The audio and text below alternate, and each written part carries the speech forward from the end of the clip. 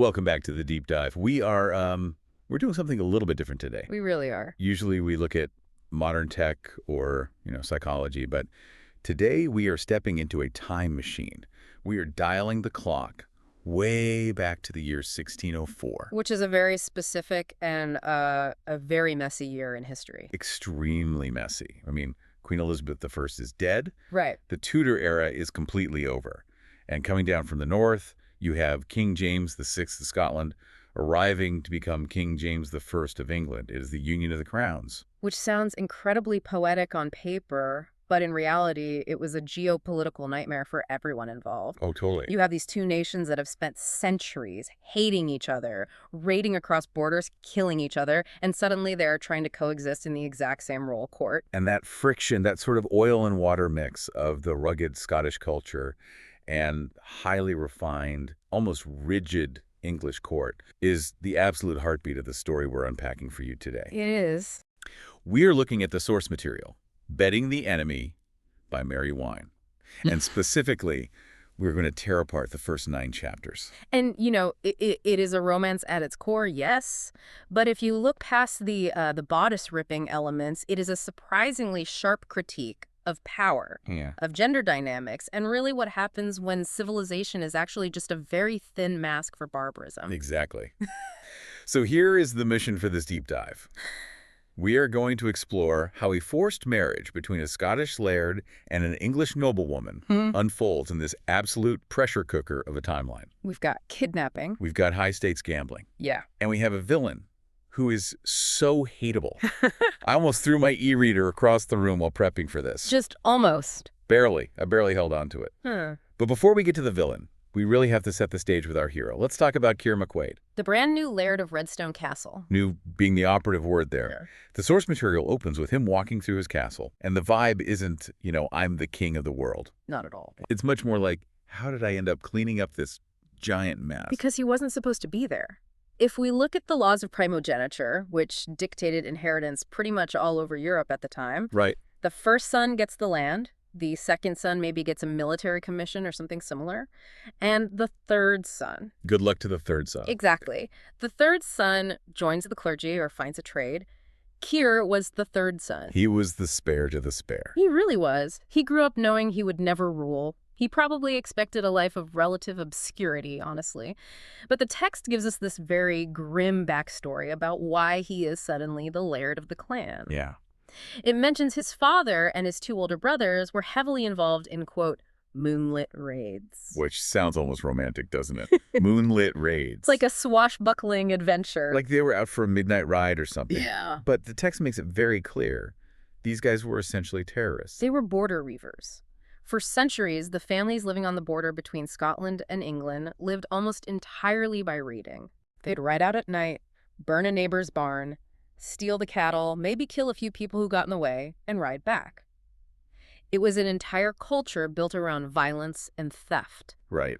And Keir's father and brothers were deeply entrenched in that lifestyle. They were greedy, violent men who literally saw their neighbors as prey. And they died by the sword, quite literally. The father was impaled on a pike. Brutal. The brothers were killed by the royal guard. It is a very violent end to a very violent life. But there is one death in the family that really stands out. And I think this is crucial for you to understand Keir's character. You're talking about the death of his brother, Sodak. Right, because the royal guard didn't kill Sodak. No. Keir did. Keir executed his own brother. It's a distinct moment of fratricide. But we absolutely have to look at the context here. Sodak wasn't just being a bad guy in a general sense. He was actively trying to poison their own sister, Bronwyn. Just to save money on a dowry, right? Essentially, yes. The logic is so twisted. If she's dead, the clan doesn't have to pay to marry her off. Unbelievable. It's cold, calculated greed. And Keir catches him in the act. Now, in a clan system, especially in the Scottish Highlands, blood loyalty is usually everything. You protect your own. You protect your own no matter what they've done. But Keir draws a hard line. He executes his own brother to save his sister. That tells you everything you need to know about his moral compass right there. He values honor, true honor, the protection of the innocent over blind blood loyalty. Yes. He's willing to break the ultimate taboo of killing family to do what is objectively right. And it creates this massive, fascinating internal conflict for him right from chapter 1. He is now the laird of a clan known for being murderous thugs. Right. He has to lead men who probably respected his father's brutality. But Keir wants to pivot the clan toward legitimacy, toward actual peace. He wants to stop the raids entirely. But to do that, he needs political stability. Exactly. Which brings us to the universal truth of the 17th century. If you want stability, you need a wife. A very rich wife. A rich wife with powerful, connected relatives. Mm. And this leads to our first real scene in the text, which is actually a breakup scene. It is. Keir is with his mistress, Gwen. And this scene is so vital for establishing Keir's emotional state before the main plot kicks off. Gwen is a commoner. She's not nobility by any stretch. But it's very clear they have a genuine, deep connection. It's surprisingly tender for a guy we just learned executed his brother. Yeah. He's basically telling her, I have to fire you as my girlfriend, but he's doing it with a tremendous amount of regret. He knows he has a duty to his people. And Gwen is such a realist about it. She says, you can't marry me, Keir. She understands the class system of 1604 better than anyone. She knows a laird cannot marry a village girl if he wants to save his estate from ruin. Right. But she drops this line that I think echoes through the entire rest of the source material. She looks at him and says, love is nay something to miss in this life. It's such a heavy line. Yeah. Because Keir is currently operating under the strict assumption that love is a luxury he simply cannot afford. Yeah. He thinks love is for common men. Lairds get political contracts. Commoners get love. It's a defense mechanism, plain and simple. He's about to head south to London to basically buy a wife. To make a transaction. Exactly. If he convinces himself that love doesn't matter, the transaction is so much easier to swallow. He's trying to shut off his heart to do his duty to his clan. So he packs his bags, puts on his best plaid, and heads down to London to swear fealty to King James. And this is where we completely shift perspectives in the story. We go from the rugged, misty highlands of Scotland to the absolutely suffocating atmosphere of the English court. And suffocating is exactly the right word for it. We're introduced to Helena Knyvett. And if Keir is burdened by leadership, Helena is literally trapped by it. She is the classic English rose. She plays the virginals. She knows all the intricate court dances. She speaks French. She is the perfect product of the aristocracy. Product being the key word there. Right. She is a commodity. And the merchant selling her to the highest bidder is her own brother, Edmund Knyvett. Okay, we need to take a quick moment to roast Edmund. Yeah. Because this guy, he is just the worst kind of villain. He really is. He's not some mastermind, mustache-twirling genius. He's just a petty, narcissistic bully. He represents the absolute corruption of the English court at this time. The text focuses a lot on his physical appearance. He's obsessed with his velvet doublets, his intricate lace collars, the specific cut of his breeches. Yes. He literally spends hours staring at himself in the mirror. While his sister is basically a prisoner in her own home. Exactly. To Edmund, Helena isn't a human being. She is just blue blood. She is a bargaining chip. Yeah. He's the heir to the Earl of Kenton, so he has status, but he's incredibly greedy. He wants to use Helena's marriage to secure more land, more money, or just more favor with King James. He looks at his sister and just sees a price tag. A literal price tag. And Mary Wine, the author, does a really great job of describing the physical toll of this life on Helena. Because we aren't just talking about emotional oppression here. We're talking about the fashion. Oh, the fashion. The mask of the court. It is grotesque when you really look at the historical reality of it. Tell them about the makeup. Right. So the women were expected to paint their faces with this incredibly thick, white, lead-based ceruse. Lead-based. Literally toxic. It smelled terrible. It completely ruined your natural skin over time, and it was actively poisoning them. And then over that white base, they'd paint these bright, artificial red circles on their cheeks. It sounds like a clown show. Or a mime convention. It really was a uniform. It completely stripped away any sense of individuality. Everyone looked exactly the same. Frozen, white, totally artificial. Wow. And then you add the rigid corsets, the massive farthingales under the skirts.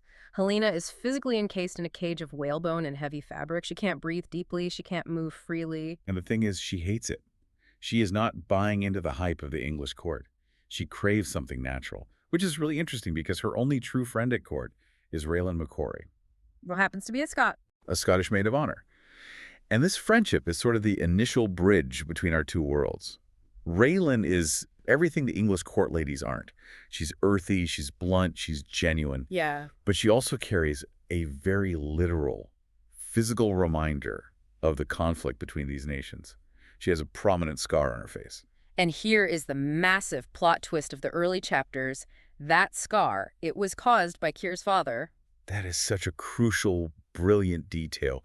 The old Laird McQuade, the terrorist we talked about earlier, attacked Raylan's family during one of those moonlit raids. Exactly. So Helena is best friends with a victim of the McQuade clan. It sets up this immediate, visceral tension.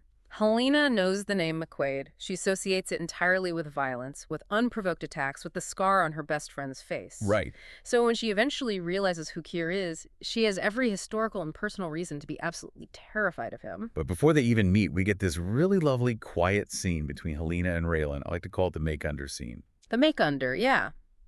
It's a highly symbolic stripping away of the armor.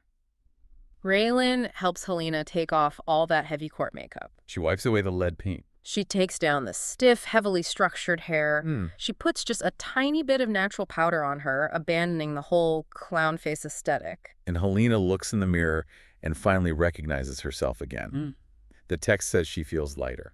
It's an important moment because it actively positions Helena as being outside the artificiality of the court. She's rejecting the mask. Yeah.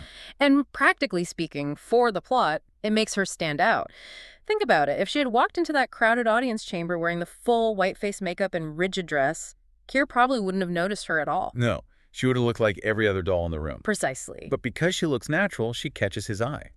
Which leads us straight into segment 3, the encounter. The meet cute. Or, given the circumstances, perhaps the meet tense. Definitely meet tense. So Keir is standing in the grand court, waiting for an audience with the king. And he stands out just as much as Helena does, but for different reasons. Right. He's not wearing the velvet and lace and ribbons. He's wearing a traditional kilt. He's wearing a sturdy leather doublet that looks like it could actually stop a knife. He looks like an actual warrior standing in a room full of preening peacocks. Exactly. And Helena sees him, and despite everything, despite the terrible reputation of the Scots, despite her strict aristocratic breeding, she is instantly physically attracted to him. Yes. He represents that natural, raw vitality she's been so desperately craving. And he sees her too. There's this charged moment of silent communication across the room, just pure, undeniable chemistry. And then Edmund ruins it. Edmund ruins it entirely. Edmund steps right in and destroys the moment. He notices this massive Scot looking at Helena, and he gets instantly possessive. But not in a protective, brotherly way. It's in a don't touch my merchandise kind of way. He insults Helena right there, loudly. In front of Keir and the surrounding courtiers, he talks down to her like she's nothing. Yeah. And Keir, who we've already established has a very low tolerance for bullies, just snaps. He drops a line that essentially silences that corner of the room. He looks at Edmund and asks, "Why are you talking to her like a dockside hussy?" I love that line so much. It just cuts right through all the polite, suffocating court euphemisms. It really does. It calls out the core disrespect of the situation. Edmund is supposed to be this highborn gentleman, but he's actively treating his sister like a prostitute he's haggling over. Right. Keir just names the exact behavior. It publicly shames Edmund, but more importantly, it signals to Helena that this big, supposedly scary Scottish barbarian actually sees her inherent dignity. But Edmund doesn't learn his lesson from being shamed. Later that same night, things escalate from verbal abuse to actual physical violence.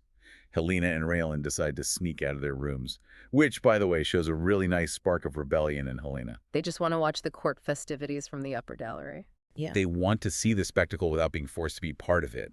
But they end up running into Edmund in a dark hallway. And Edmund is drunk.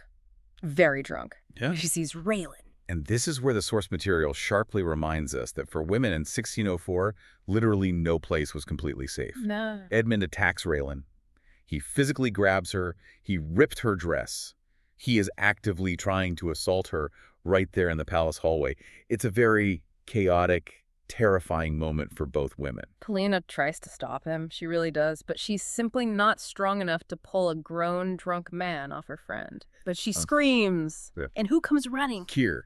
He has the hearing of a seasoned hunter. He arrives on the scene, sees Edmund attacking a defenseless woman, and that Redstone clan rage just comes pouring out. Oh, yeah. He grabs Edmund off Raylan, and the text says he seriously threatens to snap his neck. And frankly, as a reader, you're kind of rooting for him to do it. He probably should have. He almost certainly would have.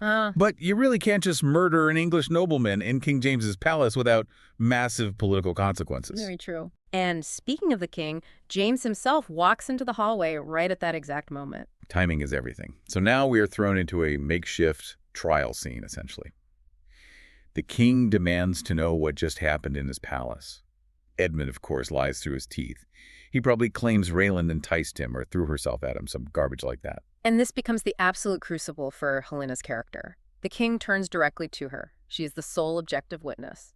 We really have to pause here and stress just how incredibly dangerous this moment is for her. It's life or death, socially speaking. Edmund is her legal guardian. He controls her money, he controls where she lives, he has total power over her future marriage. If she crosses him here, in front of the king, he can make her life a living hell. Absolutely. The safe move, the expected survival move for a woman in her position is to lie. Yeah. To support her brother and guardian, to say, I didn't really see anything or Raylan started it. That's what a good sister would do in this deeply corrupt system. But she doesn't. She looks the absolute monarch in the eye. And remember, King James is terrifying. He holds the power of life and death over all of them. And she tells the unvarnished truth. She says, it was not passion, it was none of Raylan's doing. It is a massive moment of character development. She consciously chooses honor over her own safety. Yeah. She clears her best friend's name and completely implicates her own brother as a predator in front of the sovereign. And Keir is standing there watching this happen. Yeah. And I really think this is the exact moment he falls for her. Not just lust or physical attraction, but deep respect. Definitely. He sees a woman who has the exact same unyielding code of honor that he does. But Edmund just sees a traitor to the family, and his punishment for her defiance is swift and brutal, which brings us right into segment 4. The attic. Right. After the king leaves and the dust settles slightly, Edmund drags Helena back to their London townhouse and literally throws her into a cold attic. He locks the door from the outside. And leaves her there for 3 days. With almost no food, barely any water. It is straight up psychological torture. Yeah. He's trying to break her spirit completely. He wants her to sit in the dark, starve, and beg for his forgiveness. He wants to brutally remind her that she is utterly helpless without him. But she doesn't beg. Yeah. She sits in that dark, freezing attic, and she daydreams about Keir. Yeah. She holds on to that powerful image of him defending them in the hallway. It becomes her mental lifeline to survive the isolation. Meanwhile, Keir isn't just sitting around his inn polishing his broadsword. Wow. He knows something is very wrong. He hasn't seen Helena at court since that night. He heavily suspects Edmund has done something to punish her. So the hunter goes hunting. He tracks Edmund down to this really seedy, smoky tavern in London. And what he finds is Edmund gambling. With a man named Raunchford. No. And what follows is an absolute masterclass in psychological manipulation by Keir. It's so good. He walks into this tavern, but he doesn't walk in as the sharp, articulate, deadly laird we know he is. He walks in playing a very specific character. He plays the dumb Scot. Exactly. He leans into every single prejudice Edmund holds about Scottish people. He acts incredibly drunk. He acts loud and boorish. He pretends he barely understands the value of the English coins on the table. Right. He perfectly lets Edmund think, oh, here's a wealthy barbarian I can easily fleece. He's entirely weaponizing Edmund's own bigotry against him. It's brilliant strategy. Edmund is so arrogant, so utterly convinced of his own English superiority that he doesn't even realize he's being hustled. Keir loses a few hands on purpose just to reel him in. Taking the beat. Then, once Edmund is sufficiently drunk and overconfident, Keir slowly raises the stakes. And Edmund eventually runs out of actual money. But he's a gambling addict in this moment. He's desperate to win back his massive losses, so he puts the ultimate chip on the table. He bets Helena. Specifically, he bets the legal deed to her dowry lands and the exclusive right to her hand in marriage. You just have to stop and think about the sheer callousness of that act. It's sickening. He is playing cards in a dirty, loud tavern, and he throws his own sister's entire life into the betting pot like it's a silver pocket watch. It creates such a visceral reaction of disgust in the reader. We hate him so deeply in this moment. But Keir sees the opening he's been waiting for. He drops the drunk act instantly, and he wins the final hand. He takes the parchment with the Knyvett family seal on it. He has, effectively and legally, won Helena. Now, we should acknowledge there is a bit of an ethical gray area here for a modern audience. Sure. Keir is totally disgusted by Edmund, but he still actively participates in the transaction. He is buying her freedom, yes, but he's still fundamentally treating her as a prize to be won in a card game. Right. He justifies it to himself. He thinks, well, I'll treat her far better than anyone else would, which is objectively true. But he is still operating firmly within the patriarchal transactional system of the era. That's a really good point. So he grabs the parchment, leaves the tavern, and heads straight to the Knyvett house to collect. Which brings us to segment 5, the rescue and the betrayal. Keir forces his way into the townhouse. He actually bribes the housekeeper to look the other way, and he goes straight up to the attic. He kicks the door open and finds Helena. And she's in bad shape. She's terribly weak, she's dirty, she's terrified. And their reunion is incredibly intense. He is visibly furious that she's been treated this way by her own blood. Yeah. But here's where Keir makes a tactical mistake. He doesn't take her out of the house right then and there. He doesn't. And it's because he's a stickler for the letter of the law. Right. He has the signed parchment from the game, but he wants to go directly to King James and get the marriage decree formalized by the crown so Edmund can never legally challenge it. So he tells Helena, you wait right here, lock the door, I will be back for you. Which unfortunately gives Edmund just enough time to stumble home from the tavern, realize the absolute magnitude of what he's lost, and go into a complete panic. Edmund is in a massive bind now. He lost Helena to Keir, but he also still owes a huge amount of money to Rochford, the other guy he was gambling with before Keir sat down. Right. And Rochford is a total creep. He's an older, lecherous man. So Edmund decides to violently kill 2 birds with 1 stone. He decides to marry Helena off to Rochford that very night. It's just spite. It's pure, unadulterated spite. His mindset is, if I can't control her and profit off her, I will completely ruin her. He goes up to the attic and he just lies to Helena's face. He plays the concerned brother. He tells her, I'm so sorry I'm helping you escape. I'm sending you to a convent right now to save you from a forced marriage to that Scottish brute.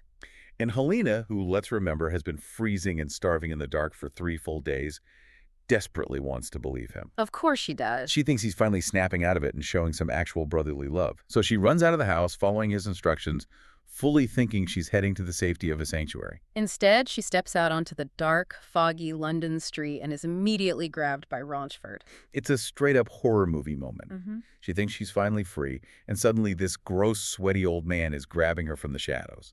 But Helena fights back. And this is so important for her arc. She doesn't just faint like a delicate flower. Yeah. She claws at him, she kicks, she screams. She completely breaks the strict protocol of being a passive lady. She violently fights for her own bodily autonomy. And luckily, Keir is smart enough that he didn't fully trust Edmund. Even though he left to see the king, he left his clansmen behind to watch the townhouse. The Scottish cavalry arrives. Keir steps out of the shadows. And Rochford, seeing this giant, furious Highlander, just drops her and runs away like a total coward. But Keir isn't exactly in a gentle white knight mood at this point. Not at all. He sees Helena running away in the dark, and he immediately assumes she was running from him. He thinks she was actively trying to escape their impending marriage. So he just grabs her, and we get what I call the sack of grain maneuver. Oh, man. He literally tosses her over his massive shoulder. It is incredibly humiliating for her. Think about it from her perspective. She has just barely escaped a kidnapper and potential rapist, and now she's being carried upside down through the public streets of London by a giant Scot. And he even smacks her on the backside. Which she is absolutely furious about. Rightfully so. Exactly, because it's a raw assertion of his dominance over her. He is physically saying, you are mine now and you will do exactly as I say. Yeah. It is a very, very rocky start to their union. She is safe from Rochford, yes, but in her mind, she has literally just been transferred from one abusive owner to another. So they survive the night, the sun comes up, it's the next morning, and absolutely everyone involved gets dragged to the royal palace. Which brings us to segment 6, the forced marriage. It is a massive showdown. King James is sitting there, and you can just imagine he is completely exhausted by all this aristocratic drama. Oh, he's so over it. Edmund is standing there loudly claiming Keir basically kidnapped his sister from her bed. Keir is standing there quietly waving the signed gambling debt in his face. And Edmund, getting desperate, tries to play the ultimate class card. He basically tells the king, Your Majesty, you absolutely cannot let my high-born sister marry this common Scottish cattle thief. And this is exactly where King James drops the mic on the whole situation. He looks at Edmund and essentially says, common.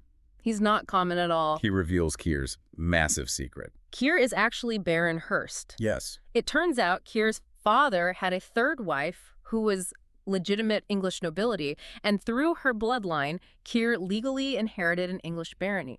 Wow. He is a recognized peer of the realm. He actually outranks a lot of the incredibly arrogant English lords standing in that very room. Edmund's face must have just completely imploded. Yeah. I wish we could have a painting of that moment. His entire legal and social argument that Keir is fundamentally beneath their family just vaporizes into thin air. And the king is completely done with the squabbling. He officially orders them to marry immediately. Like right now. Right now, in the royal chapel. Don't leave the palace. So it's a shotgun wedding, 17th century royal style.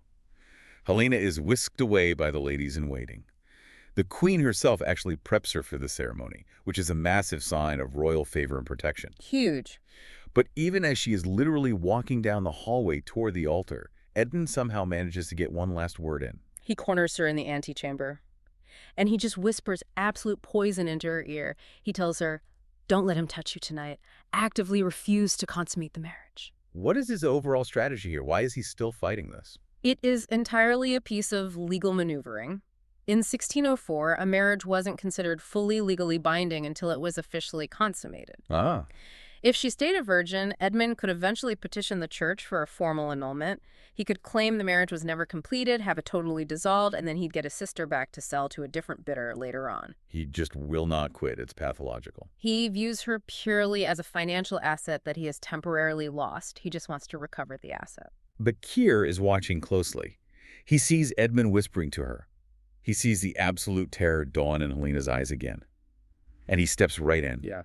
He terrifies Edmund. He gets right in his face and basically says, "If you ever come anywhere near my wife again, I will kill you, and I won't care all about the legal consequences." It is the final brutal severing of her family ties. Helena officially belongs to Keir now.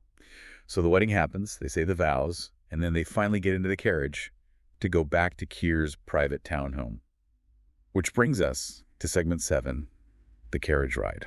This is a massive turning point for both of them. Up until this exact moment, their entire relationship has been entirely public. Right. It's been in the crowded court, out on the dangerous street in front of the raging king. Now the carriage door closes. They are finally alone in the dark. And the entire dynamic shifts almost instantly. Keir immediately confronts her about the night before. He asks her directly, "Why did you run from me?" And she finally has the space to explain the trick. That she thought she was going to a safe convent, that she was actually running from Raunchford, not him. And you can feel Keir realize his massive mistake. Mm-hmm. He realizes she wasn't rejecting him personally. Yeah. And all that lingering anger he had just evaporates. Yeah. And what replaces it is, well, hunger. The physical chemistry in that confined carriage is palpable. But what's truly interesting from an analytical standpoint is how Keir approaches her now.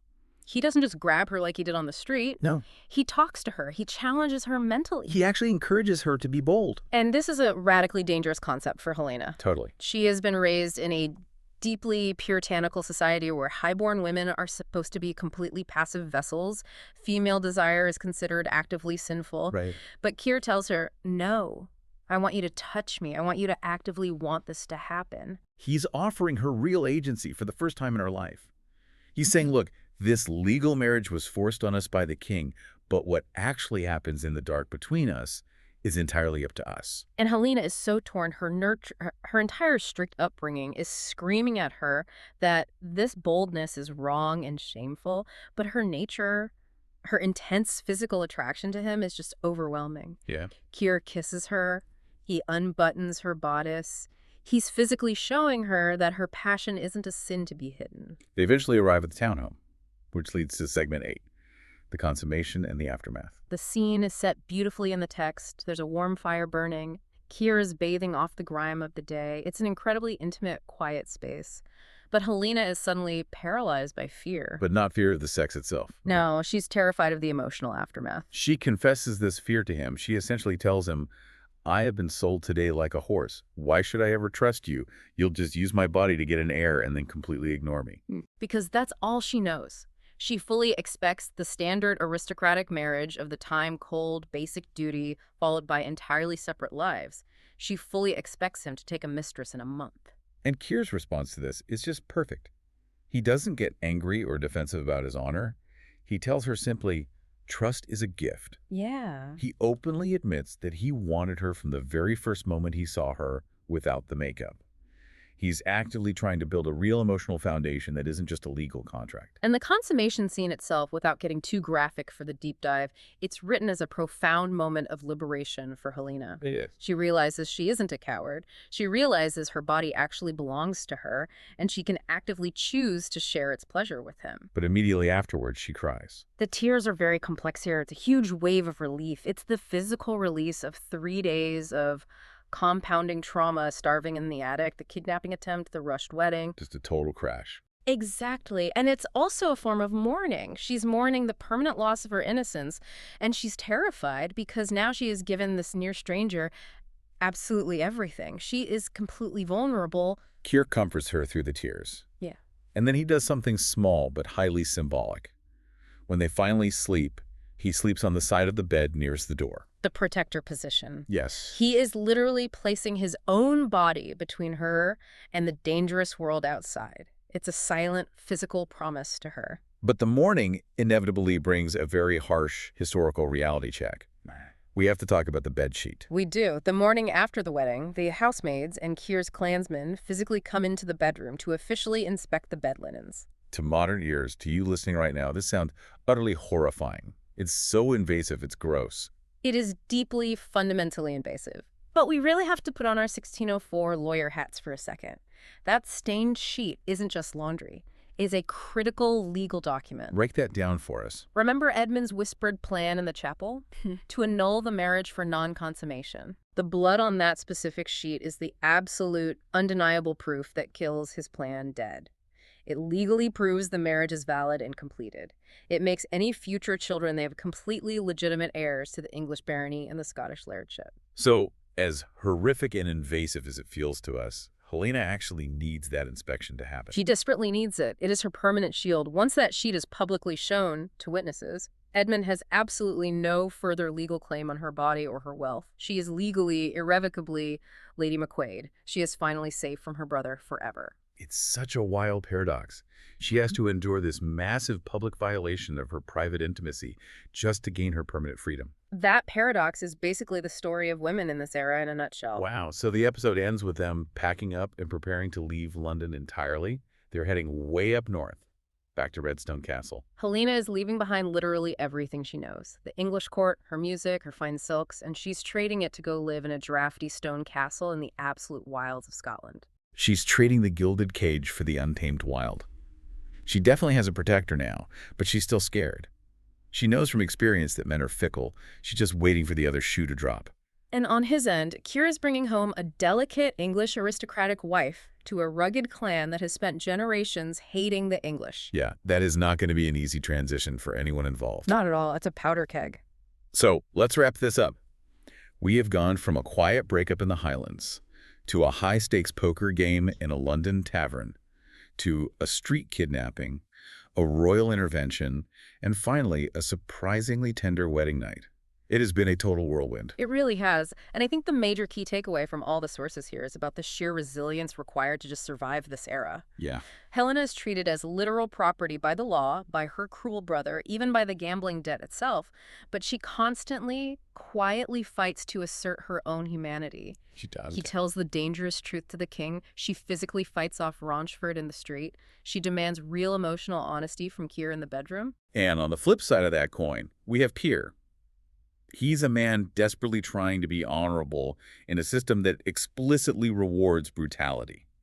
He uses the corrupt tools available to him, gambling, forced royal marriage decrees, to try and achieve an objectively good outcome. It really shows that honor isn't always black and white. Sometimes you have to get your hands a little dirty to save the people you care about. So true. So as they head north together, leaving all the suffocating artifice of London behind them, here is a provocative thought to leave you with. Okay. Helena currently believes that giving in to love is a fatal weakness. She thinks she has to constantly guard her heart just to survive in a world run by men. But Keir fundamentally believes that passion and mutual trust are the only things actually worth fighting for. So as they cross that border into Scotland, the lingering question is, can a marriage that was founded on a drunken gambling debt ever truly evolve into a partnership of equals? Or will the massive cultural divide and Helena's own deep-seated trauma just tear them apart before they even get started? The Scottish Highlands are incredibly unforgiving. If they can somehow survive the brutal winter, maybe they can survive each other. But I honestly wouldn't bet my dowry on it just yet. I guess you'll have to read the rest of the book to find out. Thanks so much for joining us on this deep dive into the start of Betting the Enemy. We will catch you next time.